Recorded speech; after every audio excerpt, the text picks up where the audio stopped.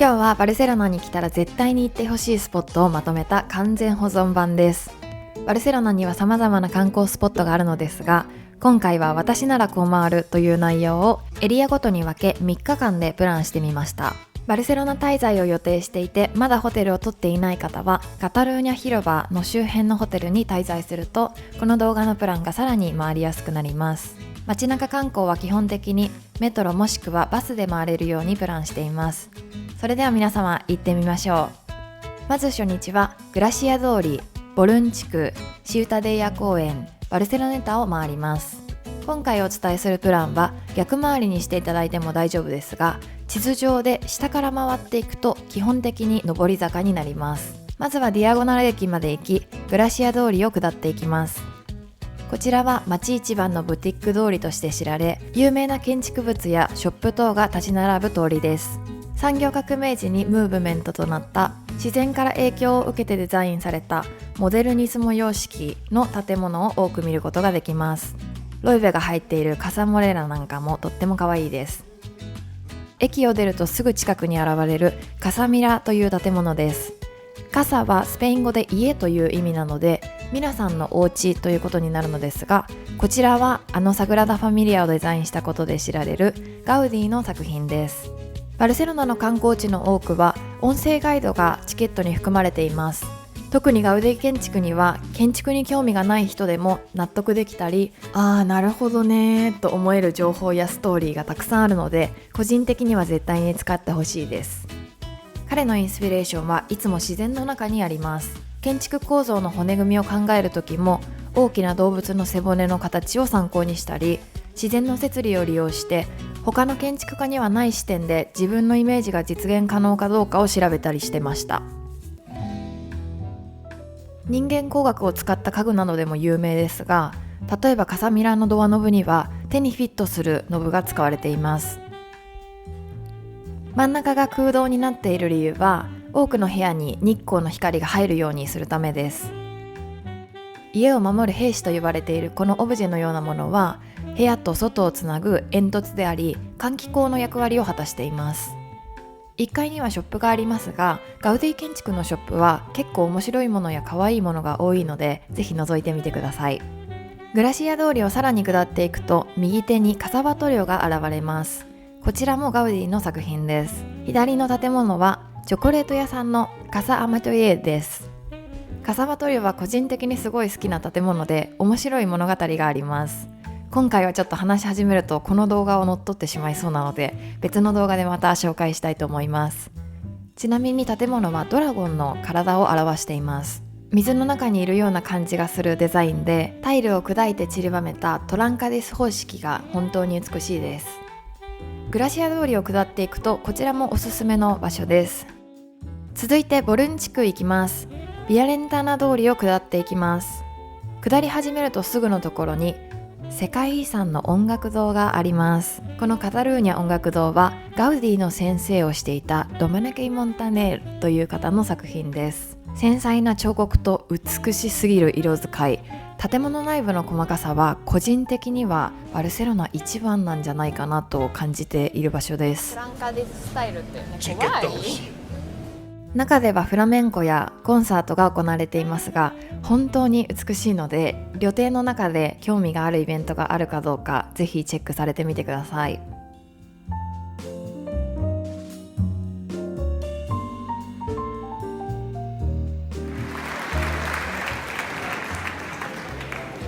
ビアレンターナ通りをさらに下っていきます。ジャウメプリメーラという駅が見えたら斜めの道を入っていくとボルン地区のメインのエリアに着きます。こちらの教会は私的には外からでもいいかなっていう感じです。今いるボルン地区には歴史的な見どころという場所は案外少ないんですけど、バルセロナ発のアーティストショップや美味しいご飯屋さんやバルなどがすごく多いエリアです。迷ってみるのがおすすめですね。こちらは私のおすすめはね、ラプントアルってむちゃくちゃ美味しい場所なんですけどね。この細い道を進んでいくとピカソ美術館もあります。ハイシーズンは日本では考えられないほどチケットの売り切れ祭りなので、事前にオンラインでチケットを購入してください。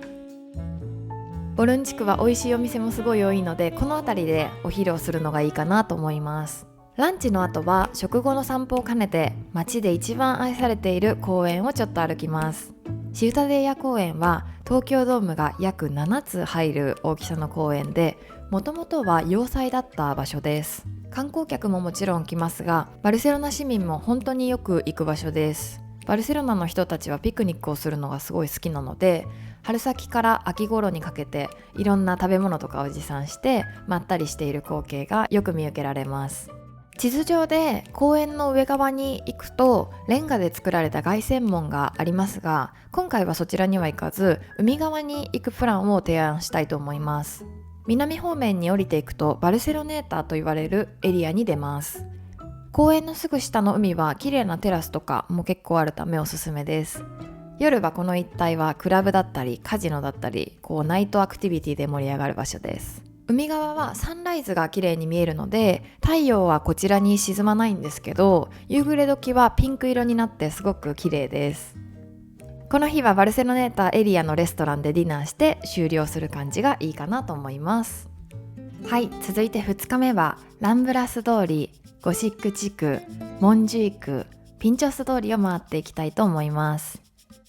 カタルーニャ広場から港に向かって続く約 1.5 キロの歩行者天国です。主な観光地の一つにボケリア市場があります。こちらは午前中が結構盛り上がっている印象なので、朝から行くのがいいかなと思います。観光客がすごくたくさん来る場所なんですけど、バルセロナで飲食店を経営する方たちやここに住んでいる人たちもよく利用している場所です。私たちのおすすめはここで生ハムをカットしたものを食べたりとか、あとちょっとチーズを試食してみたり、私が行くたびによく買っているのはフルーツジュースです。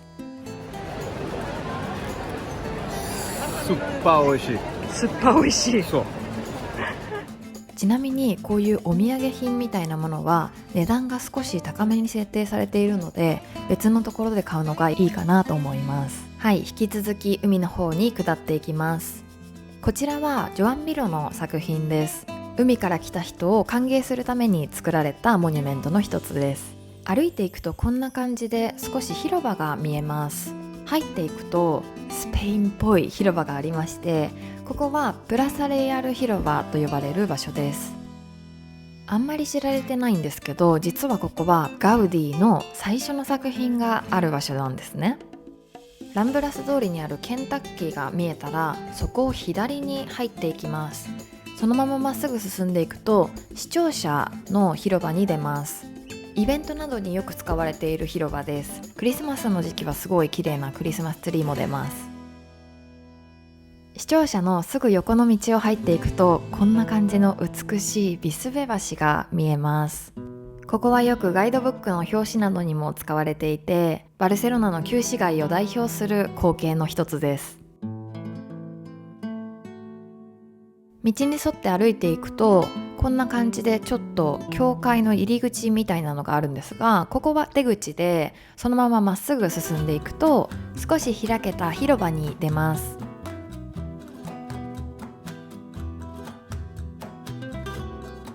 ゴシック地区で一番の観光地ともいえるバルセロナ大聖堂があります。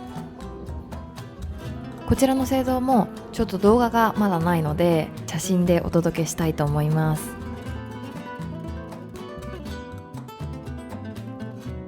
なんか今まで見てきた教会と違うなと思ったのは、こういう感じでちょっとガーデンがあるので、それがすごい新しい雰囲気だなって感じた記憶があります。ゴシック地区もボルン地区と一緒で迷ってみるのがすごく楽しいかなと思います。この日のランチはこの辺でするのがおすすめです。はい、こちらサンフィリップネリ広場はスペイン内戦時の被害をそのまま残している場所です。ペネロペ・クルスさんが出ている映画でもロケ地として使われていました。ゴシック地区を散歩し終わったら一旦ランブラス通りにまた戻って電車でモンジークの駅まで行きます。この駅からケーブルカーを使って丘の上にある城跡まで行けるんですけど、個人的には行かなくてもいいかなという感じなので、興味がある方だけチェックしてみてください。駅を出て右側にずっと進んでいくとホテルミラマールという5スターホテルがあるんですけれど、その前のガーデンがすごく美しくて、そこからの眺めもとっても綺麗なので、今回プランに取り組めました。ここにはケーブルカー乗り場もあって、ここからバルセロネタまで一気にケーブルカーで下ることもできます。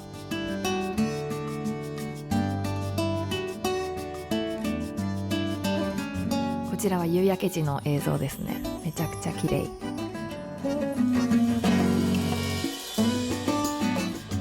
もちろん電車で下ることもできるんですけど、ちょっと山を下っていくと簡単に街に出れるので、帰りは歩いてもいいかなと思います。夜はボブレセックという駅の近くのピンチョス通りがいいかなと思います。こちらはすごく夜盛り上がる場所で、いろんなピンチョス屋さんが並んでいたり、タバス屋さんが並んでいたりするので、スペインっぽい雰囲気を味わうにはいい場所かなと思います。最後3日目はエル・ブンケルス、グエル公園、グラシア地区、サンパウ病院、そしてサグラダ・ファミリアを見ていきましょう。ブンケルスって何っていう方が多いと思うんですけど、バルセロナ市民に愛されまくっている丘があります。本当に文字通りバルセロナの街を一望できる丘なんですけど、めちゃくちゃしんどいハイキングコースがありますこんな感じでずっと駅から登っていくんですけど、皆さんはタクシーで上に行くのが一番簡単な方法かなと思います。めっちゃ疲れるこんなにきつかったっけ。時間的には駅から20分ぐらいなんですけど、20分間ずっと登り続けていくので結構しんどいんですけど、でもその価値がある本当に美しい景色を楽しむことができます。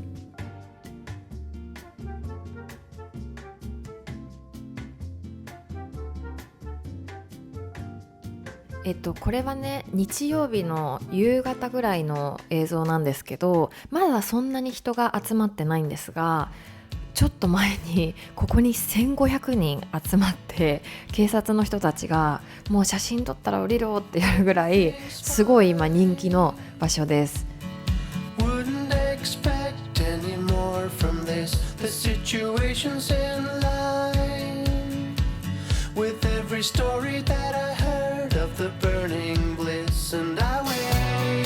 反対側の景色はこんな感じになっていて、今見えてるのがバザローナって言われるバルセロナの隣の町です。で、こっち側もすごい綺麗で、なんか山と海に囲まれているなっていう感じしますよね。はい、そしてここからはグエル公園まで歩いていくんですけど、グエル公園は実は少し中心部から離れたところにあって、いつも皆さんちょっと遠いなって感じで言うんですが、ここから横に歩いていくとだいたい20分ぐらいで結構綺麗な景色を見ながら行くことができて、しかも下り坂なので、はい、私はこのルートをおすすめしています。はい、私はこうやって下っていくんですけど、反対方面の上り坂を一生懸命登っている人たちといっぱいすれ違うんですね。で、このまま続いて道なりに行くと公園に入っていきます。で、グエル公園は別の公園と実はつながっていて、手前の公園を今通っていくんですけど、進んでいくとこういう感じで住んでる人用の入り口があって、ここは観光客用の入り口ではないため、観光の場合はこの階段を降りて入り口にたどり着きます。なんとこの行った日はチケットはソールドアウトだったので、別の動画で皆さんにお届けします。こちらはですね、なんとコロナ禍に私とマルコが一緒に撮りに行った動画で、オンラインツアーのために使っていた素材なんですが、今では絶対に考えられないほど誰もいないグエル公園を見ることができます。さっきの売り切れマークでわかると思うんですけど、今はもう観光客たくさん戻ってきていて、この公園も人でいっぱいになっているので、イメージと違うっていう風になる可能性あるかもしれないんですけど、はい、こんな感じの公園でございます。こちらも皆さんがご存知のガウディの作品です。グエル公園はあんまり日陰がない公園なので、夏の時期は午前中かもしくは夕方以降に行くのがいいと思います。石なのに座りやすい。めっちゃ石の形はこうじゃなくてちょっと斜め。実はこのグエル公園は大きな貯水槽の役割を果たしていたようで、ベンチの穴やこちらを伝って雨水が下に溜まるように設計されています。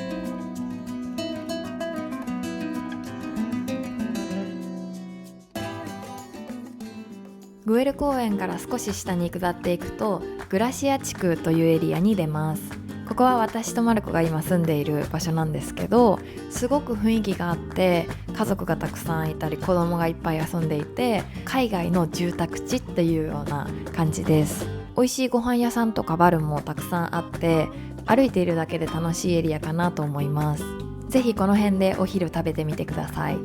グラシアエリアを斜め横に下っていくと世界遺産のサンパウ病院を見ることができます。こちらはカタルーニャ音楽堂を作った建築家と同じ作品です。今は病院として機能しているわけではなくて、カンファレンスルームだったりとか、あとはちょっとオフィスみたいなのもあるっていう風に聞いてます。内部もなんかこんな病院なら入ってもいいなって思えるような美しいデザインの内部です。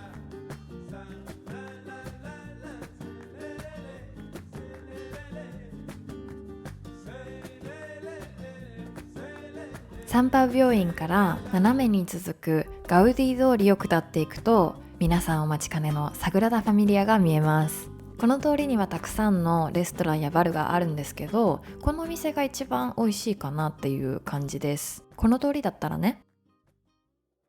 はい、ということで皆さん、バルセロナの一番の観光名所サグラダ・ファミリアです。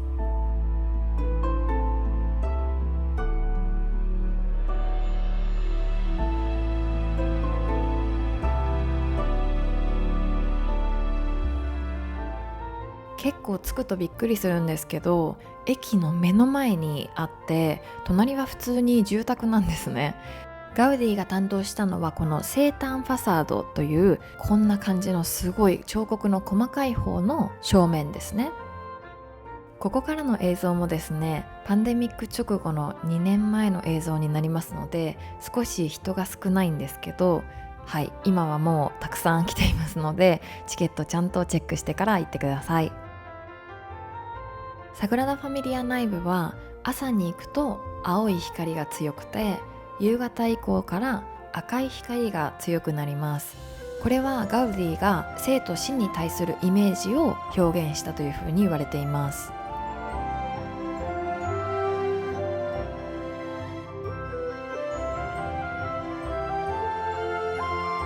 反対側にはジュナンファサードと言われるキリストの最後の数日間を表現したファサードがあります。別の建築家さんが担当されているのでスタイルが全然違いますね。将来的に横にできる栄光ファサードがこのサグラダ・ファミリアの正面という風になります。はい、最後はですね、サグラダ・ファミリアを一番綺麗に撮れるスポットを紹介してこの動画を終わりたいと思います。セーターファサードの前には大きな池のあるガウディ広場があります。人がたくさん集まっている場所なのですぐにわかるかなと思うんですが、ここが一番写真で綺麗にサグラダ・ファミリアを収めることができる場所です。こんな感じ。反対側にも公園があって裏から見るとこういう風に見えます。ということで皆さんいかがでしたでしょうか。もうバルセロナに行きたくなってしまったんじゃないでしょうか。今回紹介した回り方はあくまで私なりの提案なんですけど、見てほしいところはこちらで全部網羅できたかなと思いますので、旅の参考にしていただければと思います。それでは皆さんまた次の動画でお会いしましょう。バイバーイ。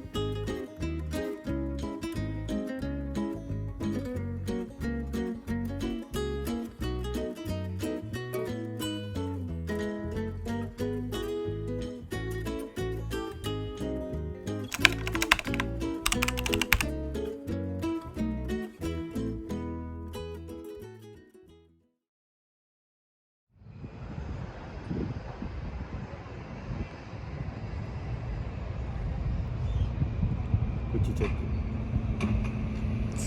口チェックして。